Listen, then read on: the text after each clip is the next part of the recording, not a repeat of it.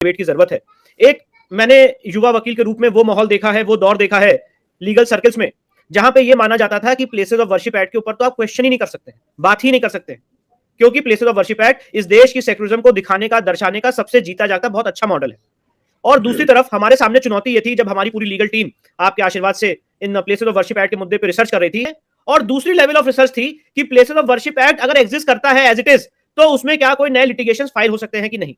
तो जो हमारा पहला लेवल ऑफ रिसर्च है कि प्लेसेस ऑफ वर्शिप एक्ट असंवैधानिक है, उसमें हमने बहुत सारी रिसर्च की और ये पाया कि प्लेसेस ऑफ वर्शिप एक्ट के सेक्शन 4 सब क्लॉज 2 ने इस देश के लोगों का कोर्ट जाने का अधिकार छीन लिया, और हिंदू समाज के लोगों को या किसी भी आदमी को जो अन्याय के खिलाफ लड़ाई लड़ना चाहता है, उसके कोर्ट जाने का अधिकार प्लेसेस ऑफ वर्शिप एक्ट के सेक्शन 4 सब क्लॉज 2 ने छीन लिया। और उसके बाद हमने इसमें लीगल रिसर्च की और ये पाया कि सुप्रीम कोर्ट ने यह कहा है कि कोर्ट जाने का अधिकार basic structure of the constitution है। बी आर अंबेडकर ने कहा है कि आर्टिकल 32 इस देश के संविधान की आत्मा है। उनसे पूछा गया था सवाल कि आप भारतीय संविधान की आपने संरचना की है, तो आप इसमें से कौन सा ऐसा आर्टिकल है जो इसकी सबसे इंपॉर्टेंट, सबसे महत्वपूर्ण आर्टिकल मानते हैं। तो उन्होंने कहा था जो सुप्रीम कोर्ट जाने का अधिकार है आर्टिकल 32, वो इस पूरे फंडामेंटल, इस पूरे संविधान का आत्मा है।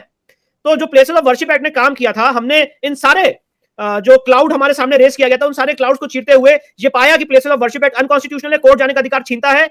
और साथ ही साथ इसमें जो सबसे महत्वपूर्ण मुद्दा है, जो हमने सिविल सूट फाइल किए थे बनारस में और मथुरा में और भोजशाला में, हमने इसके एग्जेम्पशंस भी निकाले कि प्लेसेस ऑफ वर्शिप एक्ट अगर एग्जिस्ट भी करे तो ये धार्मिक स्वरूप तय करने से नहीं रोकता है। और ये बात जो मैं आपके सामने कह रहा हूं, ये सुप्रीम कोर्ट की एक लीगल डिस्कशन में ये बात आ भी चुकी है कि धार्मिक स्वरूप तय करने से प्लेसेस ऑफ वर्शिप एक्ट नहीं रोकता है। तो इन सारे ग्राउंड्स पे 11 जून 2020 को सबसे पहले इस देश में हमने प्लेसेस ऑफ वर्शिप एक्ट को चैलेंज किया था। और मैं दुख के साथ ये बात कहना चाहता हूं, और खुशी भी है इस बात की, दुख भी है खुशी भी है। दुख इस बात का है कि जो हमारी पिटीशन थी सबसे पहले फाइल हुई थी, कुछ कारणवश हमने उसको एडजर्न कराया था कि उसको 1 महीने बाद बहस की जाएगी, क्योंकि कोविड का टाइम चल रहा था, सही टाइम नहीं था बहस करने का।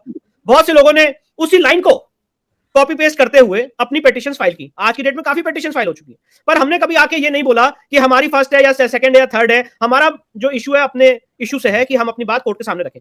कल सुप्रीम कोर्ट के सामने जब इसकी हियरिंग थी, तो सुप्रीम कोर्ट ने केंद्र सरकार से इसमें ऑलरेडी जवाब मांगा था। केंद्र सरकार ने अभी तक इसमें कोई जवाब नहीं दिया, और केंद्र सरकार के जवाब ना देने के बहुत सारे कारण हो सकते हैं, क्योंकि देश के solicitor general already supreme court के सामने कह चुके हैं कि ये जो मुद्दा है एक पर्टिकुलर लेवल पे कंसिडर किया जा रहा है, it is getting considered at a particular level.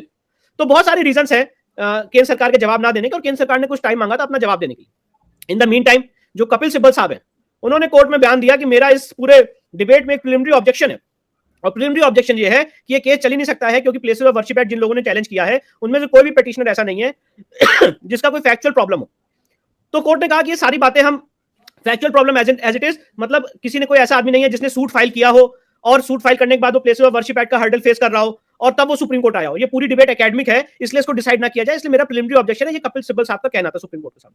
तो हमारा यही कहना था कि अभी आज कोर्ट इस केस को एडजर्न कर रही है। मैं आपके सामने बताना चाहता हूं कि कल सुप्रीम कोर्ट ने इस केस में सिर्फ इसको सिंपली एडजर्न किया है केंद्र सरकार का एफिडेविट फाइल करने के लिए। इसके अलावा और इसमें कोई डेवलपमेंट नहीं हुआ है। जितनी बातें मीडिया में हुई हैं वो सारी बातें मनगढ़ंत है, कॉन्कॉक्टेड है, और वो लोग जो कोर्ट में कुछ बोल भी नहीं पाए, बाहर आके जिनको बोलना था वो सारी बातें की जा रही। फैक्ट ऑफ द मैटर ये है कि सुप्रीम कोर्ट ने केंद्र सरकार को अपना जवाब दाखिल करने के लिए कहा है फरवरी से पहले, और मार्च में इसकी सुनवाई के लिए लगाया है। इसके अलावा